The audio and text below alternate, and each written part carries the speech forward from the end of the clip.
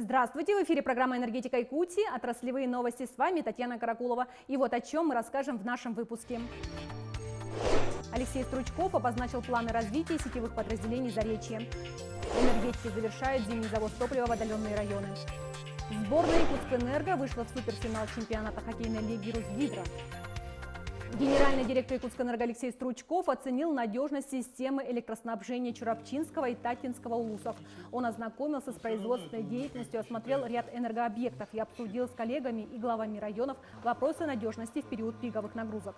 Администрация этих районов ставит вопрос технологического присоединения новых сельскохозяйственных объектов, поддержки крестьянских хозяйств, которые занимаются животноводством, табунным коневодством. И мы рассмотрели эти вопросы, и также очень остро на территории этих районов стоит вопрос резервных источников питания. В ряде населенных пунктов Чурапчинского района, Татинского района в периоды плановых отключений или проведения плановых ремонтов на 112-й линии возникает проблема надежного энергоснабжения. Мы с главами районов обсудили эти вопросы и наметили планы мероприятий по перспективам развития электрических сетей. Также генеральный директор посетил энергообъекты в Тампонском районе. На встрече с главой района Яковом Степановым были обсуждены вопросы энергоснабжения производственных мощностей района, технологического присоединения, электроснабжения Нежданинского горно-обогатительного комбината. Мы приняли в 2021 году программу модернизации сетевых участков, и эта программа коснется всех 3 муниципальных районов, которые мы посетили. И в рамках этой программы мы проведем работы по модернизации наших сетевых участков, частично посмотрим по монтерским пунктам, и, соответственно, это позволит нам качественно улучшить условия труда наших сотрудников, которые сегодня обеспечивают энергоснабжение этих муниципальных районов. Энергетики завершают зимний завоз топлива в отдаленные районы. Работа ведется по графику, а это значит, что дизельные электростанции и котельные смогут бесперебойно работать до следующего автозимника. Подробности у Дмитрия Макарова. Этот участок дороги проложен по руслу реки Лены. Для жителей окрестных сел Хангаласского улуса автозимник – единственная связь с внешним миром. Водитель бензовоза Владимир Политинский приехал в Чкалов. Здесь он выгрузит топливо для местной электростанции. Я вчера вечером выехал в Якутск, там в Покровске ночевал, и утром вот где-то 10 уже Чкалов подъехал. Там на дороге здесь на стоянке покушал, все. Теперь этого топлива энергетикам хватит на год, до следующего завоза. Другой возможности сюда приехать не будет, ведь поселок находится на острове. Единственный источник энергии – небольшая дизельная электростанция. К ней повышенное внимание, поэтому резерв генерации стопроцентный. У меня сейчас один рабочий, один ночью работает, а вот 2 дизеля резервный стоит. Электростанцию в Чкалове построили недавно. Старая отработала более 50 лет и уже начала разрушаться. В помещениях было холодно, а оборудование часто выходило из строя. Теперь в новых комнатах работать уютно, а основными процессами работы двигателей управляют компьютеры. А раньше вот на старой станции уже это как в старые добрые времена рубильниками работали. Вот это вот население даже чувствует уже. Да, надежность во много раз это повысилась.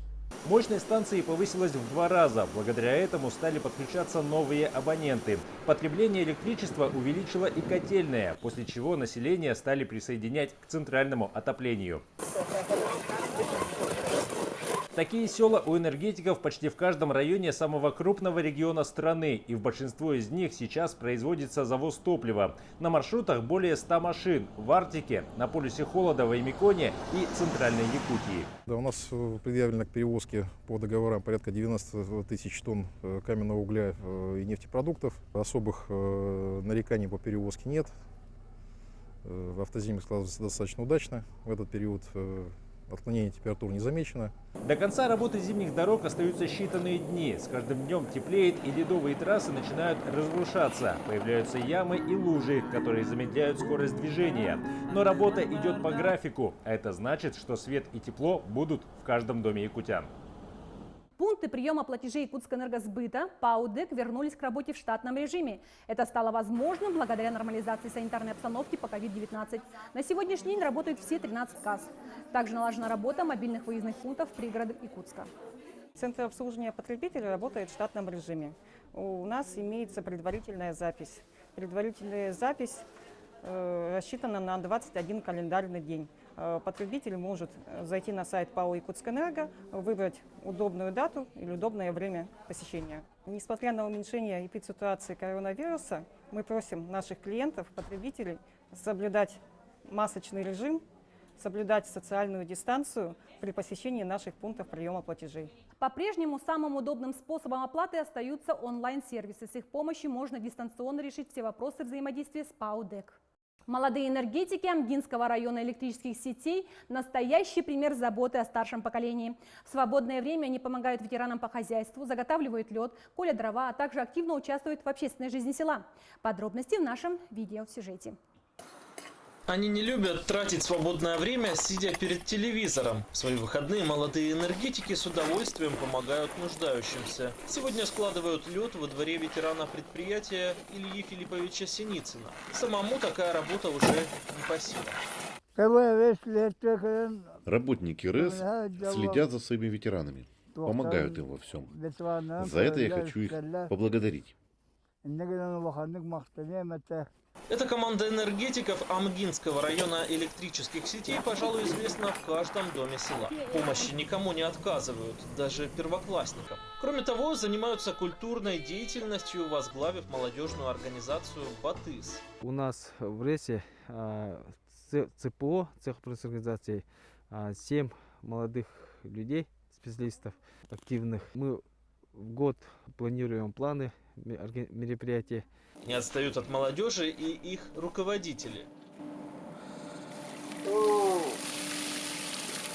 Главный инженер Амгинского РЭС Дмитрий Кузнецов после процедуры закаливания приступает к приготовлению мясных полуфабрикатов. Сегодня он крутит фарш для многодетных. Мясо собственного жеребенка раздает бесплатно. Сперва было это непонятно, сейчас уже привыкли, наоборот, заявки дают.